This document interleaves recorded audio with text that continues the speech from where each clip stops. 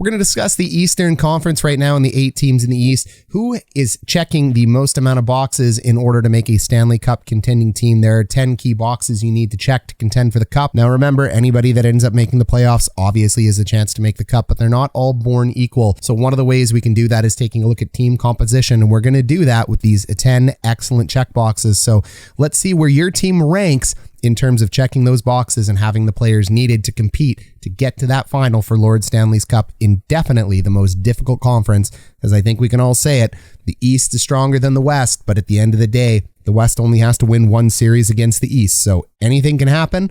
But let's get after it by talking about the Eastern Conference. And for those of you that haven't heard from us in a couple weeks, subscribe, ring, join that notification bell. We appreciate having you all on here. For our regulars, unfortunately, it came down with a really bad case of COVID-19. For most people, it's just a cold, so stay safe. Do what you have to do to protect yourself out there right now, Canadian and American friends. This was definitely not fun, but I am finally on the mend after 2 weeks. So thank you for sticking with us in this channel, and thanks for being back just for this playoff push while we push forward and talk about all the great teams in the NHL right now. So first things first, what are the 10 points on this checklist for Stanley Cup needs? Well, The Athletic came out and put out their own 10 list. I've slightly modified it.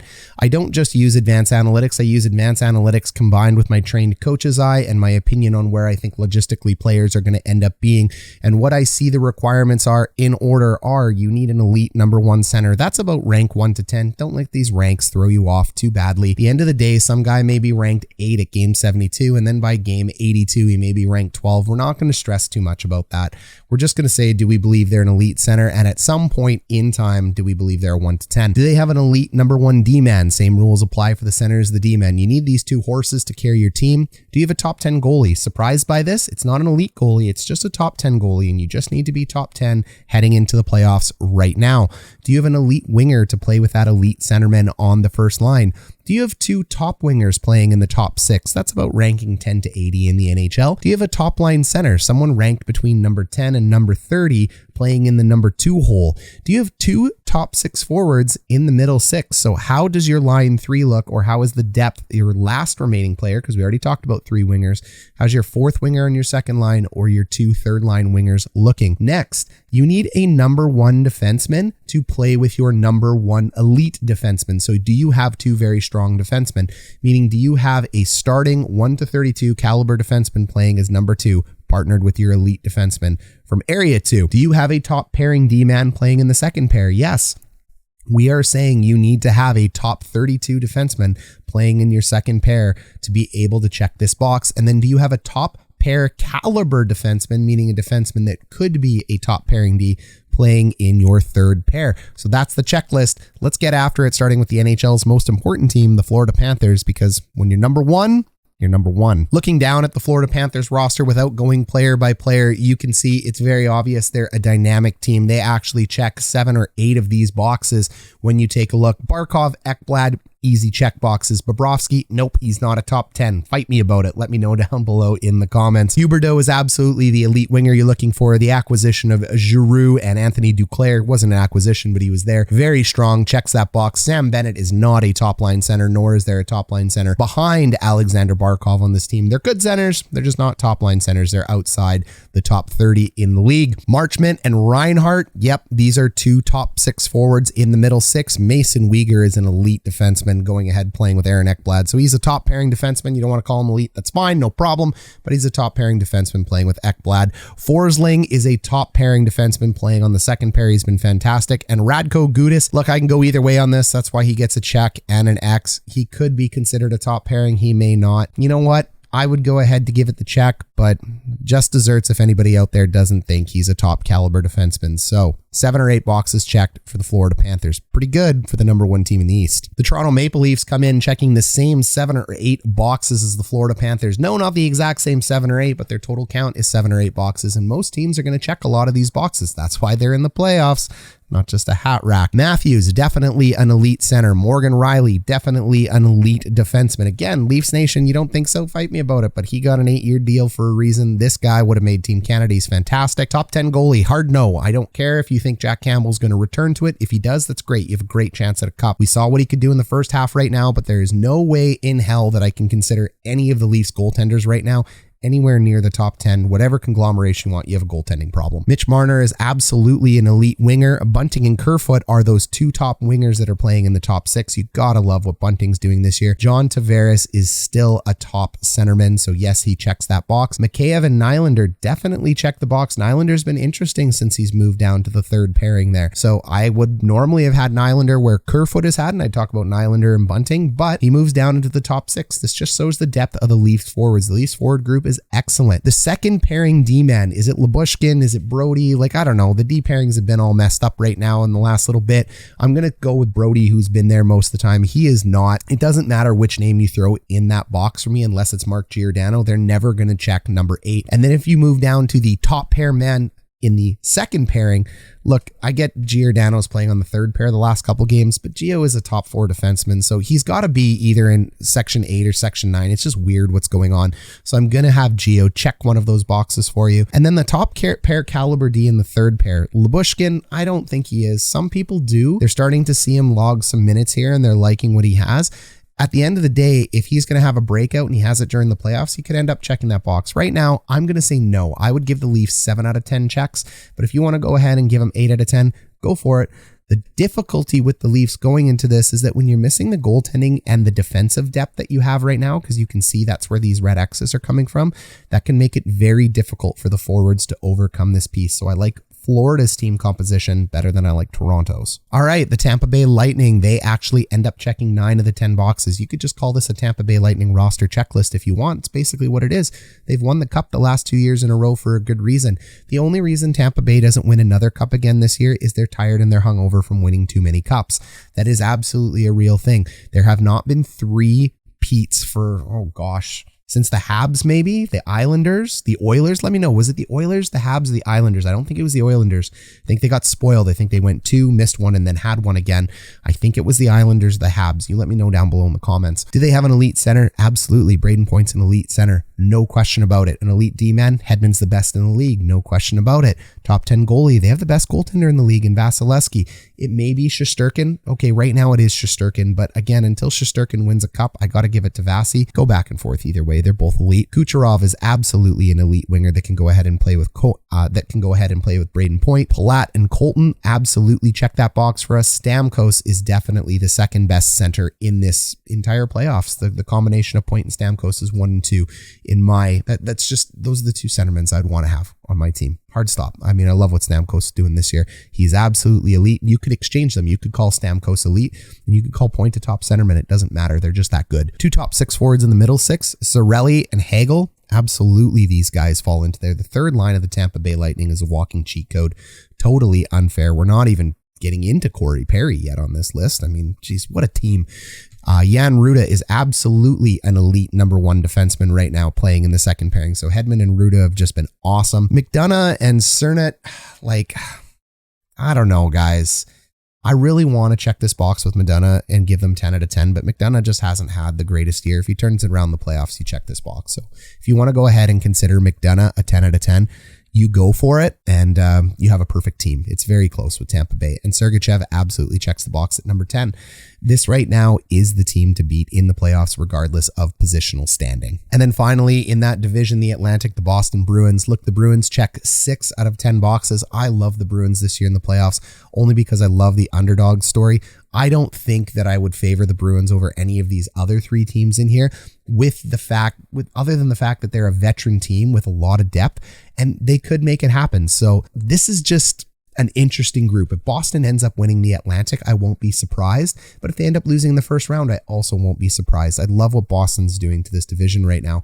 So Bergeron, McAvoy, absolutely check this box. Swayman may or may not. I think Swayman checks the box, but Swayman had a tough start to the year, which puts him outside of the top 10 going into the playoffs. But all I care about is where you're at heading into the playoffs, and where you're heading at right now.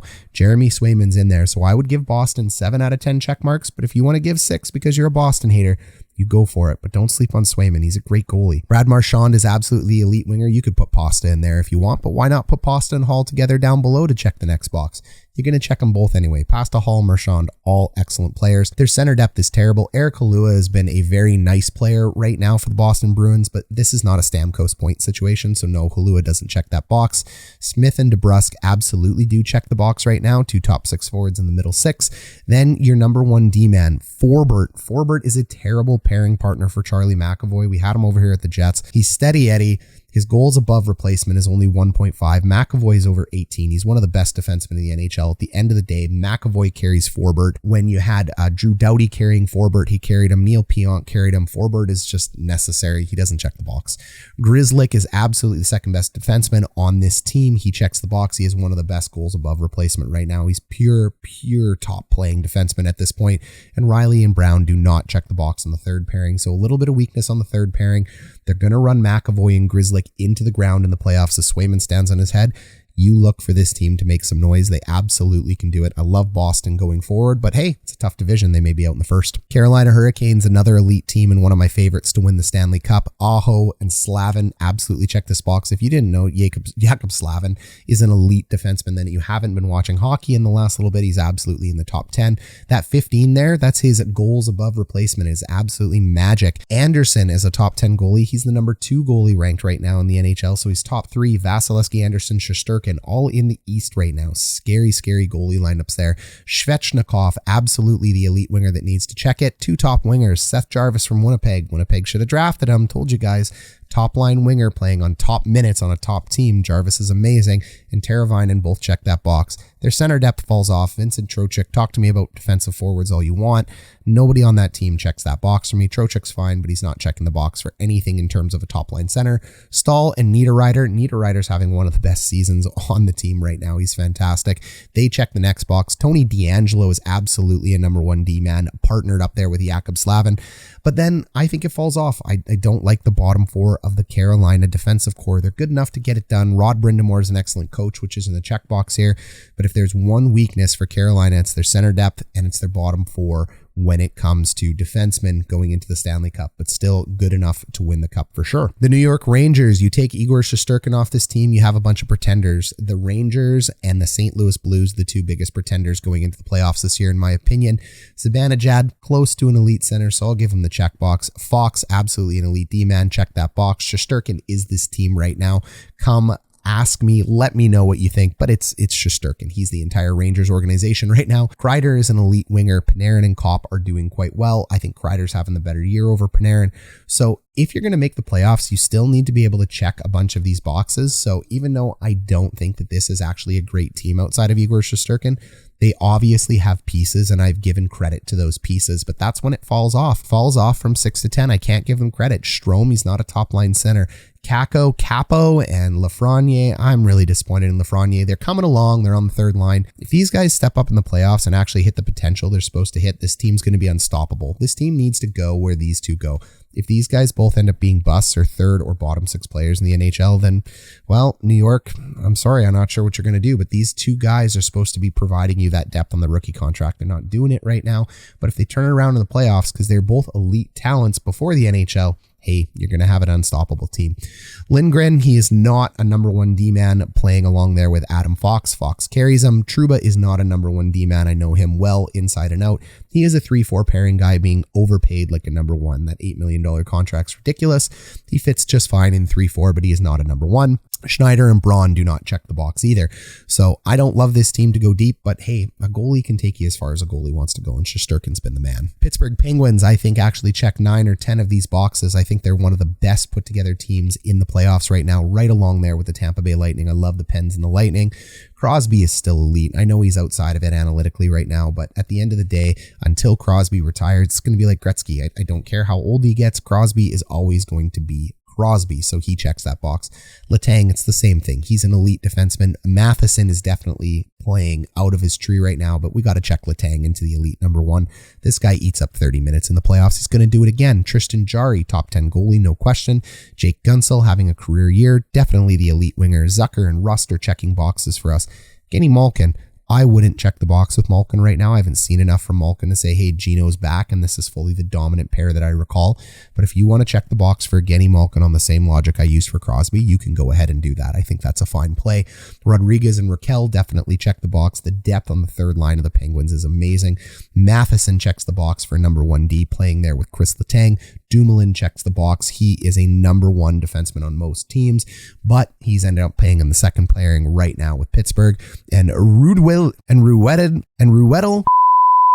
he absolutely checks the box as well too. Pittsburgh doesn't have a lot of holes here, team. So regardless of the standing Pittsburgh goes into the playoffs with, this is a team with veteran presence that can absolutely make some noise, but it's going to be a tough battle. They could be out in the first round as well too. I do really like their chances though, upsetting New York if it's a Pittsburgh-New York game, if it's a Pittsburgh-New York series. Last team in the East is the Washington Capitals. This team, I think, outside of the Rangers, is the team I'm least excited for. I think Backstrom's long on the tooth. He's not elite anymore. Vitek Vanacek is not a top 10 goalie. Sorry, Caps fans. I know there's a bunch on this channel, but I don't like him. When you go ahead and look at Oshie and Johansson checking the box, Oshie does, Johansson does not. And Fairbury, he doesn't check the box either. Outside of that, Jensen and Van Riemsdyk shockingly do for defense. Kuznetsov has been quite a good centerman, so it's interesting they don't have an elite one, but they do have a top-line center in Kuznetsov, which is good. John Carlson's an elite defenseman. This is what I don't like about this team. I think this team is aged. I think it's slow. I don't think the goaltending is going to carry them through it. However, you never know when you have the great 8 on your team and guys like Carlson and that playing. So they have some big game players when you need it. They're no joke. It's not like they just snuck in. They're not like the Rangers or the St. Louis Blues where they're pretenders, but I really don't like this team. So after the Rangers, Washington, I'm not a huge fan of them going in, but you let me know what you think down below. Okay, team, that about does it. That checks off the Eastern Conference and the top 10 things you need to win a Stanley Cup. Let me know. Do you think I got it right? Also, let me know your order. Who do you think is going to take it out of the East? I want to know, not just with your heart. Actually, go ahead. Let me know in the comments. Who do you have in your heart and who do you have in your brain? Who would you be betting on in your fantasy playoff pool? Thanks for sticking with us here, team. We'll catch you in the next one.